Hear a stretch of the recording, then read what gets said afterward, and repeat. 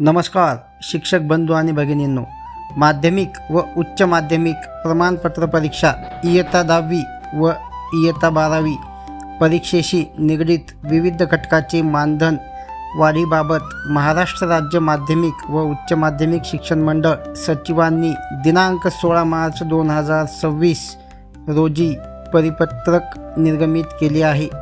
या परिपत्रकामध्ये परीक्षेशी संबंधित जेवढे काही घटक असतात, उदाहरणार्थ पर्यवेक्षक, पेपर तपासनीस, केंद्र संचालक, उपकेंद्र संचालक, लेखनीस, त्यानंतर शिपाई, असे एक नव्हे अनेक घटक, तसेच पर्यवेक्षणाचा कालावधी, तासिका, पेपर तपासणी या घटकांच्या बाबीशी संबंधित असलेलं जे पूर्वीचं मानधन होतं त्यामध्ये थोड्याफार प्रमाणामध्ये बदल केलेली आपणास दिसून येते।